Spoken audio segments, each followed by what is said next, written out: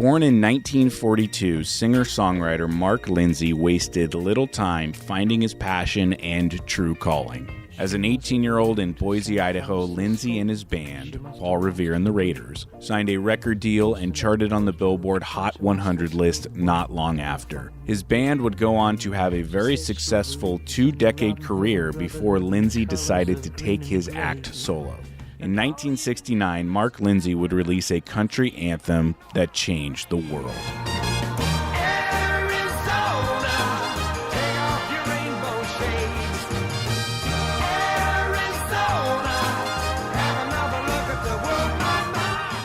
Arizona by Mark Lindsay reached as high as number 10 on the Billboard charts and sold over 100 million copies, receiving certified platinum status from the Recording Industry Association of America.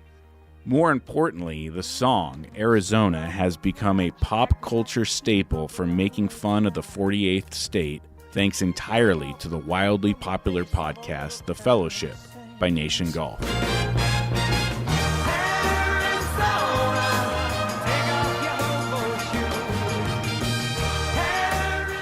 Lindsay, who is now 81 years old and living in Florida, said in a recent interview, quote, "I thought selling 1 million copies of Arizona was the highlight of my life, but then the Fellowship podcast took it to a new level, and I am eternally grateful."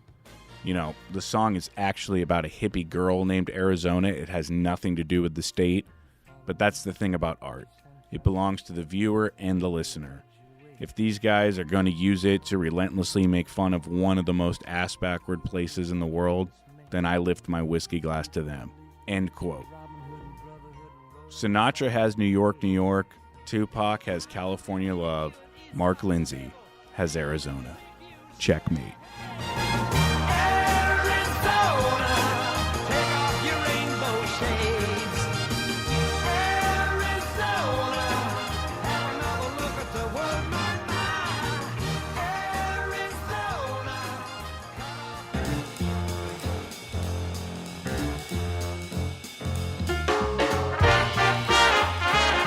Welcome to The Fellowship. My name is Adam Hawk, and joining me as he does every single week is Ryan Engle, just a couple of golf guys chopping it up on the old yak box.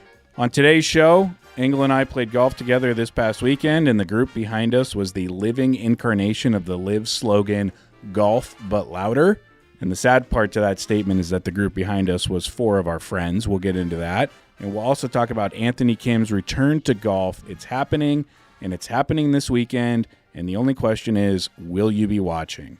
Also, Chuck Woods tried to qualify for a PGA Tour event, and it didn't go well. And I am not talking about his score.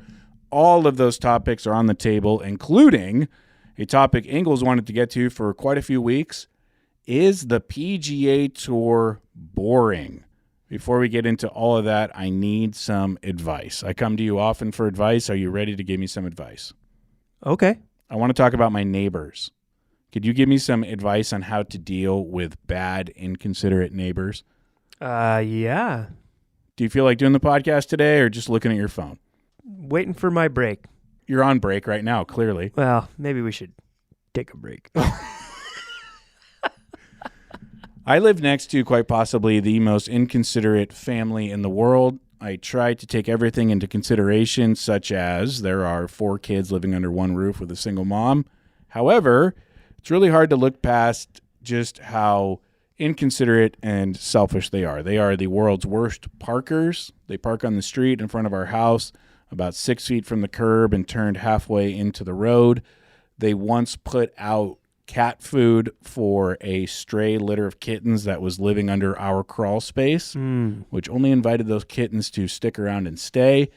They have thrown trash into our front and backyards. Wow. And there have been a couple of confrontations in the past, but yesterday, as I was sitting in my recliner, which I affectionately refer to as the top dog chair.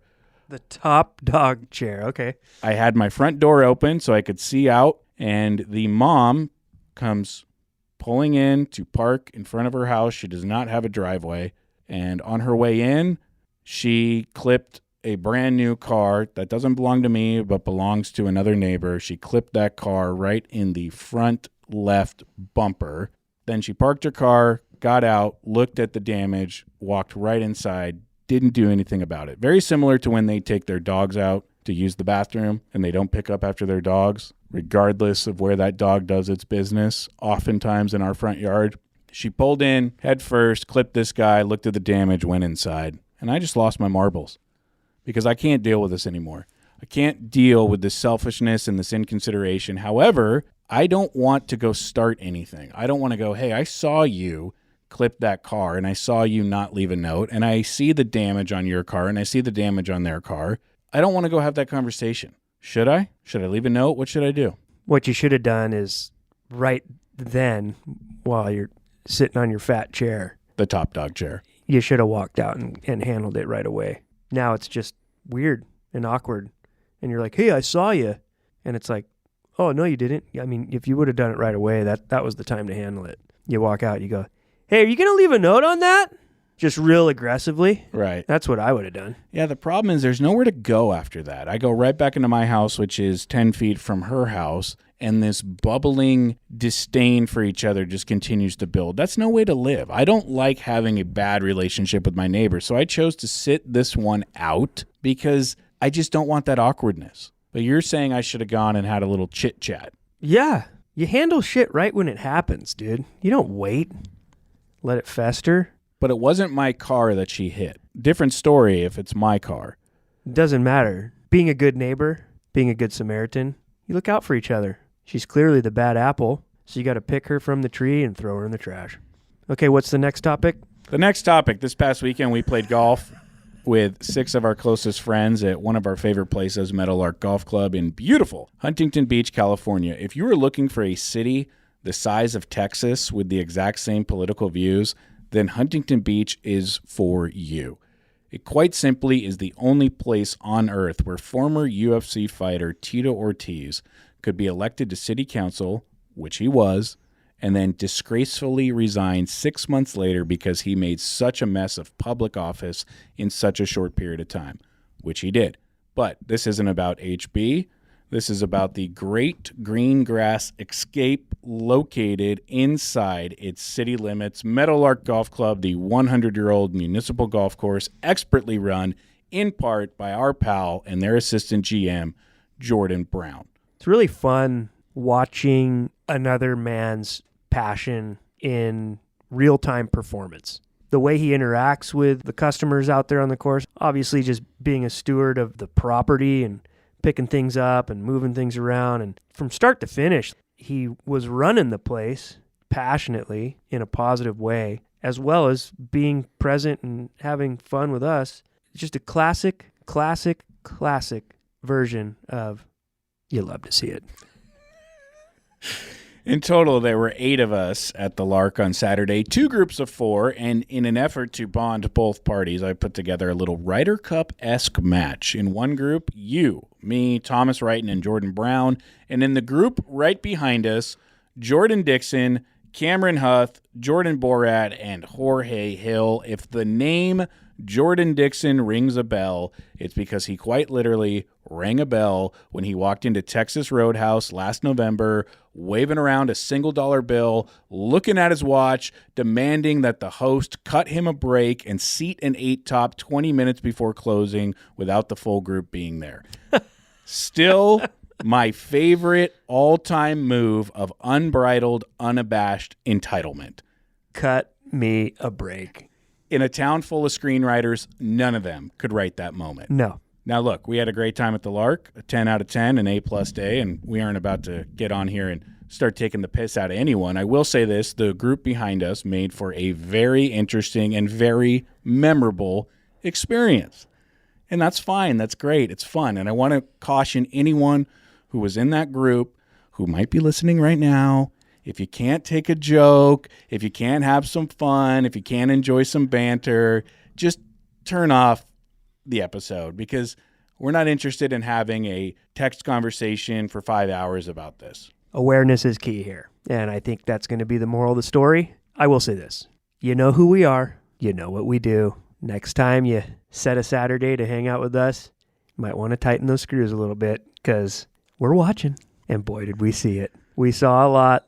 There's a lot to talk about. A lot of people are talking. For example, on the third hole, a mammoth par 4 and the hardest hole on the golf course, someone from the group behind us hit a wayward 3-wood right into our golf cart. Hit our golf cart. Yes. Credit for yelling 4, but it took about 30 minutes on the golf course for one of us to almost die. On the fourth hole, a par 3, I was on the green putting out, and someone from the group behind me yelled from the tee box 180 yards away, "I can't focus looking at Adam Hawk's sweet ass." One hole later, we were given contraband by someone in the group behind us. Now look, no one enjoys a vice like these two guys engaging in today's jaw-jacking horse hockey, but you're also not going to catch us bringing our own outside food and beverage to a golf course that is having us out for free, especially when we're playing alongside a senior employee of said golf course. If you're going to cheat, be discreet. Put that on a sticker. You know what I'm saying? You ain't going to show up to the concert and try to get through security with a 30 rack out in the open. No.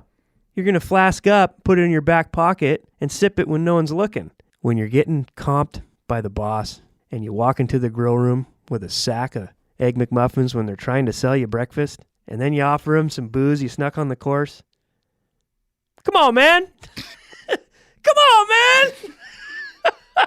And JB, being just the fucking absolute gentleman he is, took it in stride. People make mistakes. On hole 6, I was thrown a pink golf ball by the group behind us, akin to Tiger Woods handing Justin Thomas a tampon. Hilarious joke.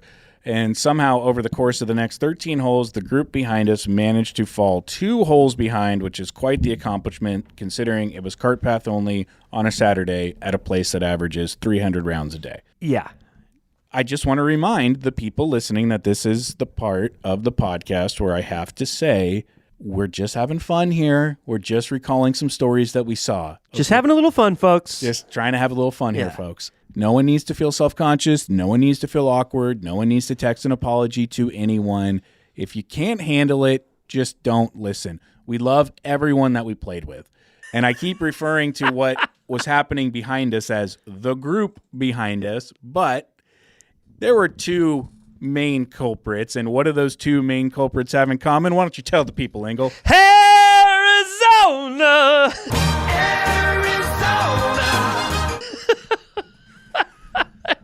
Isn't it ironic that the Arizona Cardinals of the day not only touched on those little no-nos that we just talked about, but they kind of had a little bit of a divorce towards the end as well. And what I thought was the funniest part about the whole day is that all of a sudden we're in the lunchroom having lark dogs. And for anyone who doesn't know what a lark dog is, you got to get your ass down to Meadowlark Golf Club, play their historic, nice, generous golf course.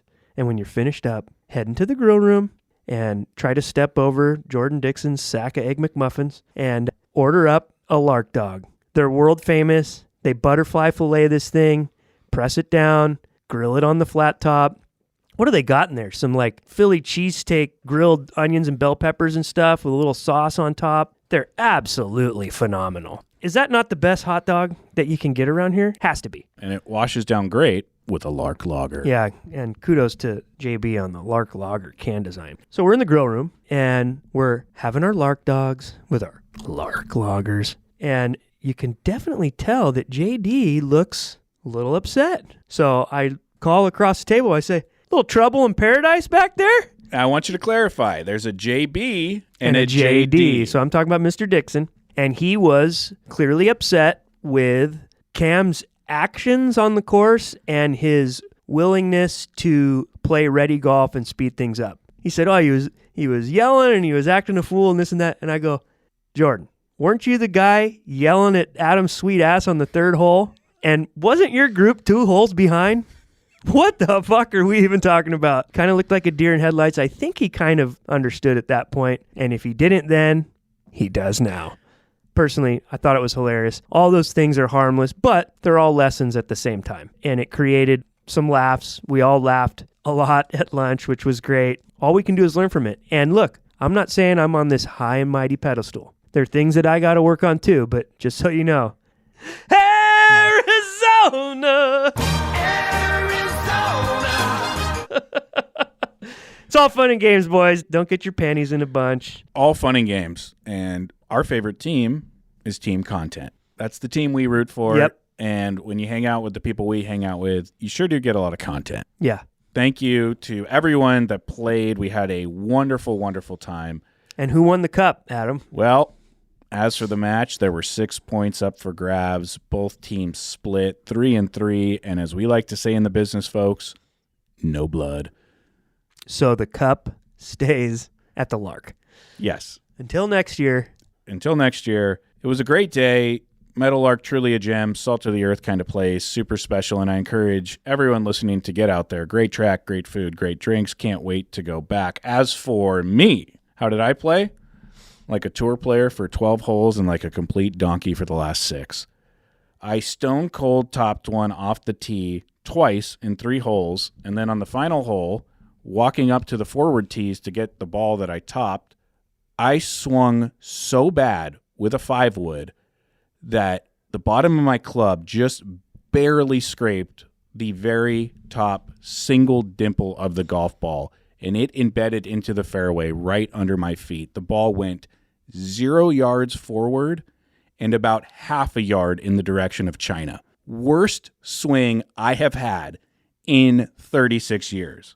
And because of it, Thomas Wrighton, who was 2 down to me from most of the back 9, came back and beat me 1 up. Quite simply, I cost my team the match. And now, honestly, I am worried that I have the mental yips because I fell apart like a rented tux and didn't even have the will to put a swing on the ball the last 3 holes. Shot an 82 that could have been a 75 if I didn't completely forget how to play golf. Well, let's not be crazy here, 75. Give me a break. But I wouldn't beat yourself up too much. That's your game. For 15 holes, you play like a 6 handicap, and then all of a sudden, every dumpster in your neighborhood catches on fire. That's what you do. You always have a bad stretch of holes. And it just so happened that it was when the match got important and it was on the line and it was towards the end, and so it stings a little more. But that's your game, dude. That is your game. Moving on, let's talk about Anthony Kim making his return to golf. Allegedly, according to multiple reports, including Rex Hoggard from the Golf Channel, and many, many others, Anthony Kim is coming back to play his first professional round in 12 years, voiding a $10 million insurance policy, and he will We don't know if that's true. All right, whatever. He will be teeing it up at a live golf event as one of the 2 wild cards.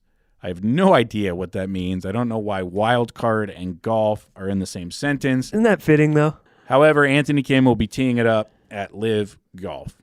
I wonder if he's going to be sporting the old Jeremy Lin man bun. He was caught wearing that for a little while. Hey, here's the real question we should all be asking.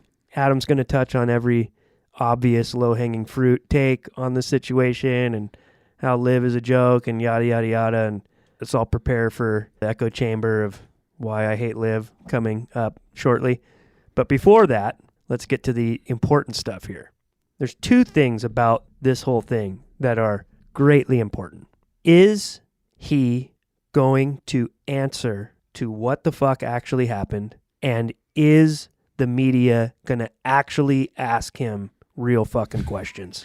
Okay, that's a joke because do you know who the live golf media is? I'm not going to name them by name. Yeah. They are the worst 4 people that have ever walked the face of golf Instagram. And you think they're going to ask him the hard-hitting questions? What I'm saying is, who is going to ask him? Because what he's agreeing to, it's not just playing in this event or joining this tour. What comes with pro sports? What comes along with it, Adam? He's going to have to be back in the public eye. They can try to hide it and get away with it maybe this first go-around, but eventually it's going to catch up with him. He's going to have to answer these questions or sit there and no comment. I don't give a fuck about the golf, the tournament, how he does. To be honest, I hope he does well. That'd be cool. I just want to know what happened or what story are you sticking to? This wasn't, oh, he's got an injury and has this insurance deal like everyone regurgitates and he went into hiding. No, he clearly is on some kind of NDA, was clearly asked to leave, was clearly asked to go away for a while. It's not like he's just this private savant that needed to stay out of the limelight. No one's like that.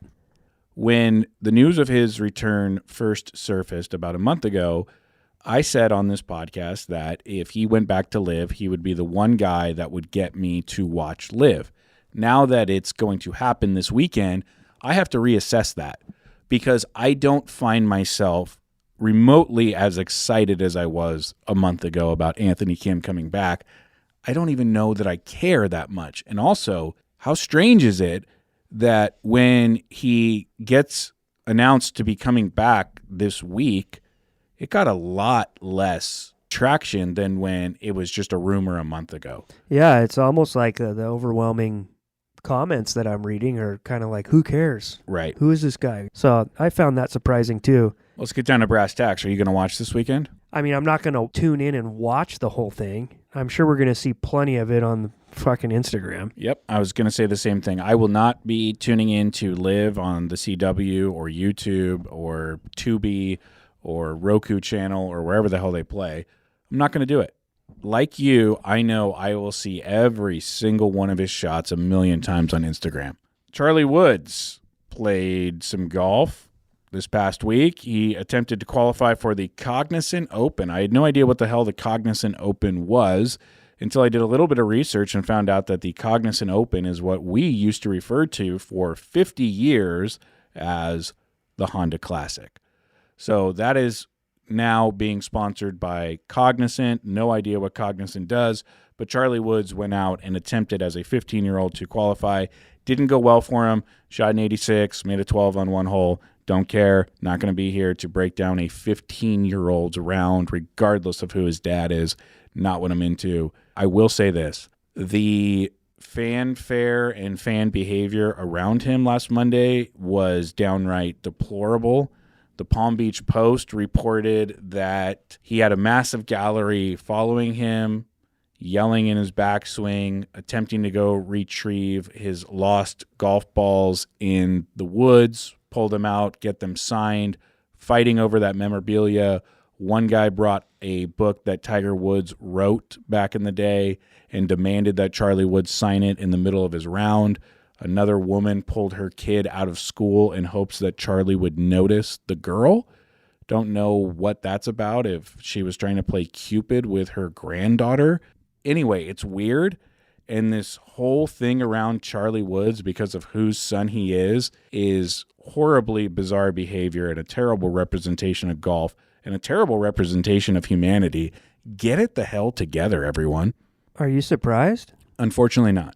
Two things. This is where we're at. This is how people act. And Tiger brought this on himself. Maybe he didn't mean to, but that's what this lowering of the floodgates, grow the game without the responsibilities of learning the rules and the etiquette and the decorum. That's what this whole push has been about. You got guys on tour winning this weekend in Mexico, putting hockey jerseys on and shotgunning Michelob Ultras, getting likes, getting reposted. This is the road that we went down. This is what we chose. We chose to grow the game and the Tiger effect and fist pumping, and this is what you get. You feel bad for Charlie at all? Yeah, but it's the way it's going to be. And if he does have what it takes, this will help him. But if he doesn't, it's going to hurt him even harder. Last week, after the Genesis at Riviera concluded on Sunday, you sent me a text that said, the PGA Tour is boring. You sent that text. I'm paraphrasing a little bit, but you believe that the tour has lost its luster. Not talking about LIV Golf here. We're talking about the PGA Tour. If it wasn't for the antics and the coverage of the waste management, you could just lump the whole West Coast swing as... Do you remember anything?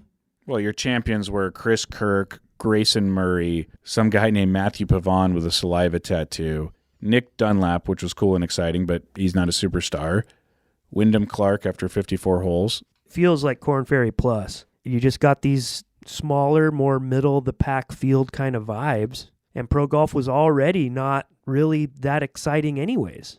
Love it or hate it, the LIV thing happened for one reason and one reason only. The PGA was not soaring. They were leveling out, if anything, taking a dip. People don't just create new avenues and new entities for the fuck of it. They do it because there's some wiggle room. There's an opportunity. There's a lane. Tiger's going to play in the majors, I'm assuming, despite how his health is, just because that's his thing. But given what we saw at Riv, I don't expect him to be playing much more than the majors, which begs the question, are people really looking forward to tune in to the Memorial, the John Deere, and I hate to say it, even the Arnold Palmer, or the WGCs? Maybe it's just my point of view, given what we've seen thus far and what has transpired over the past 2 seasons, how the fields are worked and how some events are elevated, some aren't. Man, it's looking pretty snoozy, bud. I think for the first time since Liv started picking off players, I actually started to miss them. Not them as people or guys or golfers that I was huge fans of, but miss them in the sense of what they brought to the competition. You go to Riviera and John Rahm isn't there, Dustin Johnson isn't there, Cam Smith isn't there, Brooks Koepka isn't there. The list goes on and on. Tyrrell Hatton. Yeah. And I heard it somewhere else, so I'm not going to take credit for it, but I think that this was so well said and perfectly articulates the situation.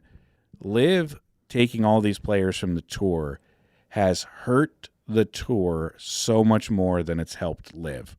And in that equation, who is the loser? The golf fan.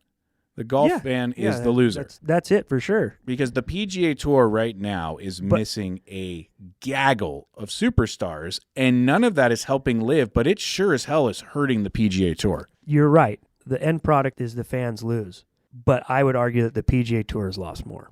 They're like a pro sports team in the rebuilding years now. They don't have any stars. They don't have any capital. They can't fight the other franchises that have more money because they're just going to outspend them. And whether Liv's product gets better, is better, or sucks, they got the dough. So those guys are going to go. Look who the fans are now. You and I, we're the minority, dude. They don't give a shit. They don't care about all that. If Liv keeps pulling guys, they're going to win in the long run. And the PGA Tour right now, they're the freaking Milwaukee Bucks of the 90s. They can't get anybody. They're going to suck no matter what. They're stressed about putting people in the seats. They're stressed about getting sponsors for their team. And they're going to have to hope that these middle-of-the-pack guys turn into superstars, and then they're able to market those superstars as such, to then sell those tournaments to the big corporate entities and the commercial makers to get eyes on them and get to a point where they used to be, not better where they are or were. So like right now, they're a worse product, and they're banking on the fact that they can build these superstars out of these guys that we don't know and don't, quite frankly, care to know right now. So they're rebuilding, and in my opinion, they're on a long journey right now. The PGA Tour is Adam Hawk in his lazy boy watching his neighbor hit cars in front of his house. Well, that was actually pretty entertaining. They got a long road, and I just don't see them climbing out of it anytime soon. I think you're right. I think you're reading the tea leaves correctly for 2 reasons. They would not be at the table talking merger if what you're saying is not somewhat correct in their mind. And also players like Rory McIlroy wouldn't be doing an about face and saying there has to be a path for these live players to come back to the PGA Tour. The suspension has to be lifted. And I think the reason he is saying that is because of what you just said. There is a bad product on our television every single week. And it doesn't matter if it's in Mexico or at the Riviera Country Club. It's not doing for people what it used to do. And that's because you are missing some serious household talent.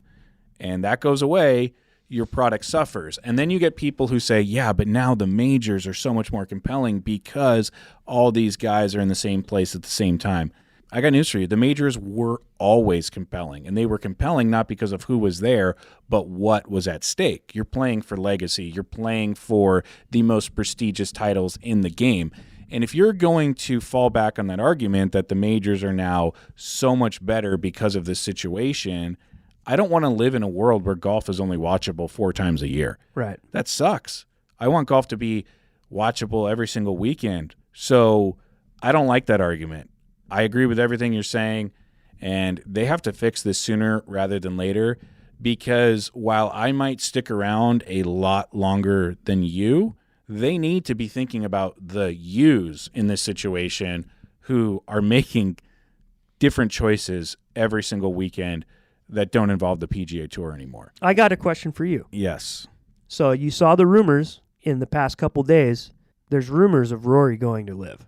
I did not see that. Yes. And if you look at how he was beating his chest out of the gates to how he's backpedaled and changed his tune, Jon Rahm just did the same thing. He was vocal against it, and the next thing you know, he's got a Letterman's jacket with his watch undone hanging off of his wrist.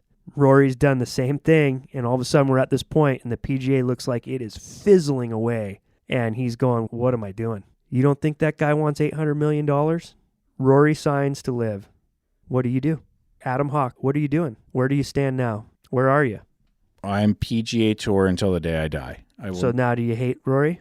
I don't hate Jon Rahm. I don't but Rory's your guy. No, he's not. Yeah, he's not. He's your backup tiger. No, he's not. Yeah, you're a big Rory guy. My backup tiger is Patton Kazire. No, I like Rory. If he leaves, see you later. Don't care. Don't care, huh? Yeah, I mean, I think you do. I think you do care. I think you care a lot. I think it hurts your feelings. yeah. I think your feelings are hurt. Okay. Big Rory guy, Adam Hawk. He's never going to go to live. You want to bet? Yeah, I do. What do you want to bet? I'll buy you lunch for the rest of the year. Lunch for the rest of the year, but what do I mean, how does this bet go for me? If he doesn't go, you erase my $77,000 of debt from darts. We already narrowed that down to $4,000. You erase my $4,000. Wow. If he doesn't go. What's the cutoff date? End of the year? End of the year. Okay. We have a deal. Okay, so you're not watching the PGA Tour on TV. Let's make a wonderful segue to what you are watching on TV. I want to know right now, what is the best thing you are watching on television right now? I bring up the question because I just watched something truly great that I think you'll really like, and I want to get to that in a second. But first, what are you watching on TV that you really like right now? We just finished the True Detective or True Crime. What was it called? The True Detective. True Detective. That was pretty good. True Crime is a genre. True Detective is a TV show. So we just finished the latest season of that. I liked that. I jumped into this weird one called Monarch, where like Kurt Russell's battling Godzilla and shit. Kind of like that too. But I just started it's the guys who made the Narcos and the Pablo Escobar shit. And it's the Giselda chick who's, in Miami, female drug kingpin. Griselda. Yeah, played by Sofia Vergara. Yeah, and it's actually a really sick show. I may be like 5 episodes in on that. Well, you only got one left because it is a limited series, 6 episodes, and the story is over. Well, that's great. It's been fun. That being said, big sci-fi guy. I like being forced to sit there and believe, Adam. I feel like that's where the magic lies, is believing. I think that's the whole reason why there is film and TV entertainment, because we're supposed to go all in on believing what these actors are doing, and there's no bigger leap of faith than the mystical powers of science fiction. Big sci-fi guy. It's spiritual to me. It's biblical. I'm a believer. All right, folks, you heard it here first. Sci-fi is biblical to Ryan Engle. It's spiritual. He is, quote, a believer. That's great. What a case you just made for sci-fi. Yeah, it's good versus evil. You got to kind of get on board with the powers that be. Best thing that I saw recently on television was the Run DMC documentary on Peacock called Kings from Queens. Amazing 3-part documentary. I grew up listening to the Beastie Boys and adjacently Run DMC. I did not listen to as much Run DMC as I did the Beastie Boys, but come to find out, the Beastie Boys wouldn't be here if it wasn't for Run DMC. Yeah. And NWA wouldn't be here if it wasn't for Run DMC. LL Cool J wouldn't be here if it wasn't for Run DMC. They quite literally pioneered the entire genre of hip-hop and brought it to the mainstream. They brought it to white culture. They brought it to Live Aid when they were the only black artists up there and the only ones playing hip-hop. And it was really cool to see how these 3 guys from Hollis, Queens just got in their attic and started making beats and started reading out of DMC's rhyme book and became the most famous group of the early 80s, and then became the first 3 guys to make a rap album. People had made singles. No one had made a rap album. They made 3 that are iconic. Yeah. I love Rev Run's delivery. It's like this really passionate, controlled yelling. Mm-hmm. Love it. Back in the day when they had the television show on VH1 or MTV, remember it? It was just reality TV about him and his family. Mm-hmm. You know, he'd always end each episode with he's in the bath and shit, writing his email to his email list, you know? I wanted to be on that email list so bad. And my buddy Todd was dating this chick who worked marketing for Red Bull at the time. And somehow they were tied up with Run DMC in some type of partnership. And he got on Rev Run's fucking email list. So every morning he would get the Rev Run's like little spiritual fucking inspirational email every day. And I was so jealous of that. Yeah. I wanted on that list so bad. That's awesome. The last thing I want to say about Run DMC is it was really interesting to watch somebody pioneer and pave a road for so long at such a high level that they never really had to look in their rearview mirror. There was never anyone coming for them because, like Tiger Woods in golf, it's the young kids watching him in his prime who are going, I want to do that. But they still have 5, 10, 15 years before they're going to be old enough to pull it off. So everyone that Run DMC was inspiring in the early 80s was learning from them, but they weren't old enough to pull it off. And the one group that got Run DMC's first record and traded it back and forth, like on every other day, they would go to each other's house and trade it back and forth and say, it's my turn to have the record now. No, it's my turn. And they'd fight over it, was NWA. And NWA, who grew up on Run DMC, completely and totally inspired by them, ended up putting Run DMC out of business. Because when NWA comes out, and the rhymes and the raps and the lyrics are way harder and the beats are way harder. And Run DMC is rapping about staying in school and reading books. Yeah. It was over. Yeah. The very group that Run DMC inspired was the one that ultimately put them out of business. Not on purpose, but they just had a chance to learn from it and take it to a whole new level, and Run DMC couldn't match it after that. So I highly recommend that documentary, although I just gave it all away. Yeah, good one. No one's going to watch listening to you anyways. Yeah, probably. Anyway, that's going to do it for us. Thank you so much for listening to The Fellowship. If you played in the group behind us on Saturday, please understand you are our friends and we love you very, very much. This is a disclaimer. All right, we are out of here and we will talk to you next week. See you next week.